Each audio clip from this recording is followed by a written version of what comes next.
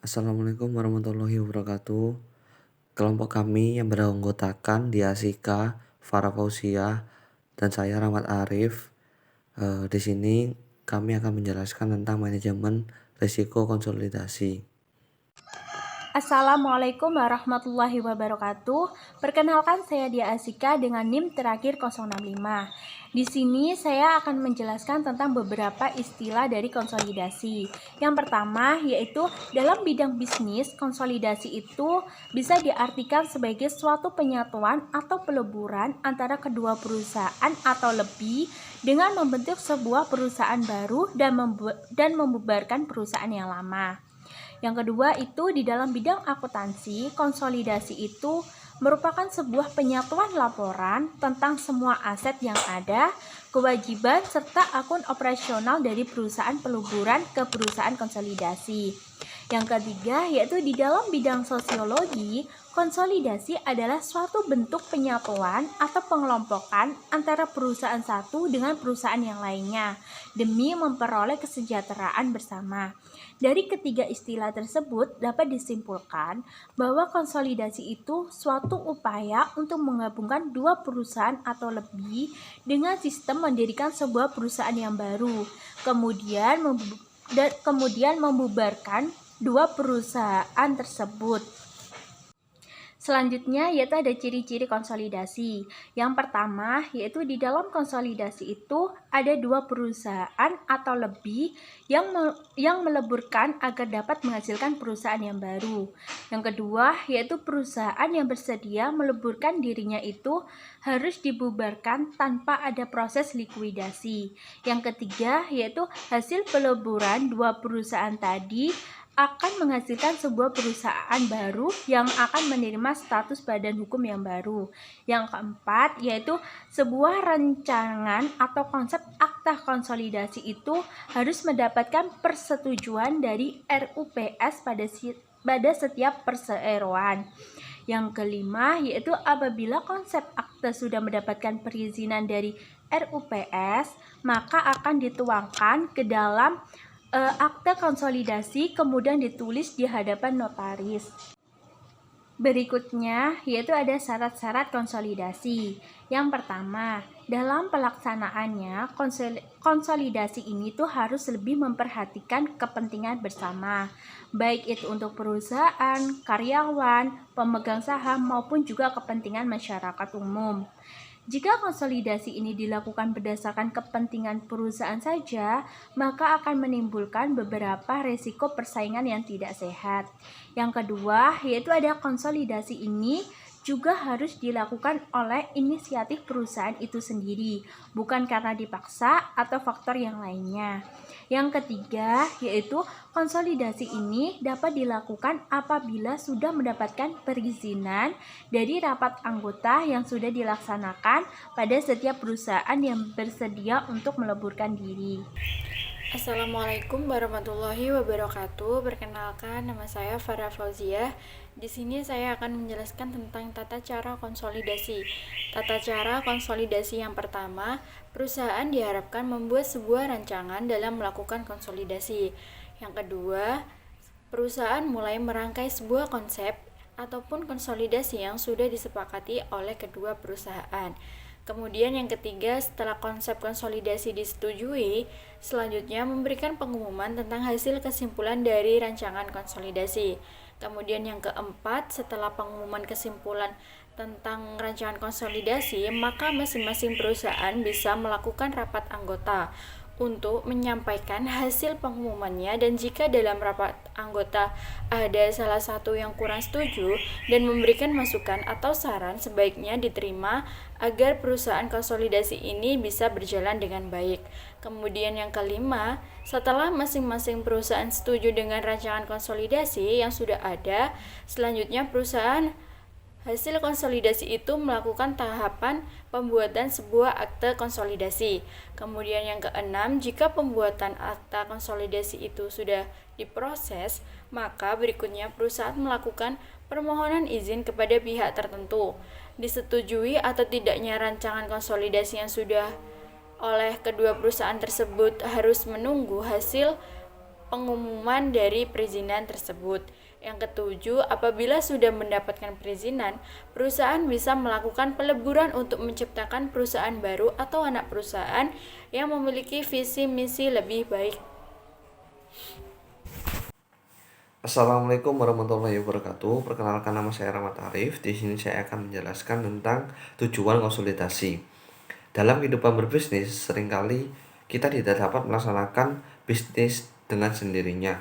Maka perlunya adanya kerjasama kepada badan usaha yang lain. Namun, untuk memenuhi sebuah tujuan perusahaan, maka perlu adanya sebuah kerjasama yang baik. Maka perlu dibentuknya sebuah konsolidasi. Adapun tujuan dari konsolidasi, yang pertama, untuk memperbesar perusahaan. Apabila perusahaan melakukan konsolidasi, maka perusahaan akan menjadi semakin besar karena adanya sebuah penggabungan dari dua perusahaan. Dengan menggabungnya dua perusahaan, maka kualitas perusahaan akan menjadi semakin baik. Karena itu, perusahaan dapat menjadi mudah bersaing di pasar. Yang kedua, meningkatkan efisiensi. Dengan adanya konsolidasi juga dapat meningkatkan efisiensi kinerja perusahaan karena adanya sebuah peleburan dari 2 atau 3 atau lebih perusahaan, sehingga efektivitasan sebuah perusahaan akan menjadi lebih meningkat karena berasal dari satu sumber badan usaha saja. Yang ketiga, meminimalisir tingkat risiko persaingan. Dengan adanya sebuah penggabungan melalui konsolidasi ini, maka otomatis sebuah persaingan dari perusahaan akan otomatis berkurang juga karena telah bergabung atau melaksanakan konsolidasi, sehingga peningkatan dari pendapatan juga akan meningkat. Yang keempat, memperoleh jaminan persediaan stok, penjualan, dan distribusi. Dengan melakukan konsolidasi, jaminan persediaan stok dan pasokan, penjualan, serta pendistribusian juga akan meningkat, sehingga perusahaan yang melakukan konsolidasi tidak akan bingung atau kehabisan stok barang ataupun dalam hal proses produksi. Yang kelima, diversifikasi produk dan jasa. Dengan adanya konsolidasi, perusahaan akan menghasilkan produk dan jasa yang dapat dengan mudah terdiversifikasi sebab masing-masing perusahaan itu telah memiliki ciri khasnya tersendiri dan juga memiliki konsumen utamanya dan juga konsumen langganannya, sehingga akan memperkuat serta memperkokoh perhubungan atau persatuan antar perusahaan. Jadi pada intinya, tujuan perusahaan memilih konsolidasi adalah untuk membentuk sebuah perusahaan baru serta diharapkan bisa menjadi lebih baik dari sebelumnya dan dapat membawa perubahan terhadap perekonomian yang lebih baik pula. Selanjutnya, manajemen resiko konsolidasi. Peraturan OJK nomor 38/POJK.03/2017 merupakan ketentuan perihal penerapan manajemen resiko secara konsolidasi pada bank yang melaksanakan pengendalian terhadap anak perusahaan. Dalam setiap menjalankan kegiatan usahanya, bank selalu dihadapkan dengan resiko-resiko dalam upaya mencapai target yang ada dalam kegiatan usaha. Munculnya resiko-resiko tersebut bisa dari bank ataupun muncul dari anak perusahaan yang berada dalam pengendalian bank. Adapun terintegrasinya produk dan jasa keuangan yang dilakukan oleh bank disebabkan oleh perkembangan transaksi keuangan dalam era globalisasi. Dengan semakin terintegrasinya produk dan jasa keuangan mengakibatkan eksposur resiko yang akan dihadapi oleh bank menjadi semakin meningkat dan kompleks. Dengan demikian, untuk menghadapi keadaan tersebut, Bank harus memperhatikan semua resiko secara keseluruhan, yang mana nantinya bisa mempengaruhi keberlangsungan usaha bank, yaitu resiko yang berasal dari anak perusahaan, kelompok usaha, baik secara langsung maupun tidak langsung. Bank harus memperhatikan keseluruhan resiko tersebut, sebab dapat mempengaruhi keberlangsungan usaha bank. Langkah pertama yang dilakukan bank untuk mengukur resiko secara keseluruhan, bank diminta agar menerapkan manajemen resiko secara konsolidasi terhadap perusahaan anak yang dikendalikan.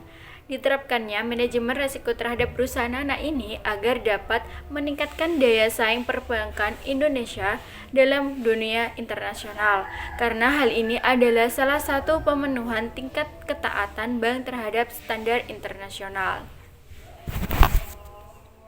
Selanjutnya, definisi anak perusahaan. Anak perusahaan merupakan sebuah perusahaan atau badan hukum yang dikendalikan bank secara langsung maupun tidak langsung, dan baik di dalam negeri maupun di luar negeri yang memenuhi standar yang ada di dalam peraturan otoritas jasa keuangan.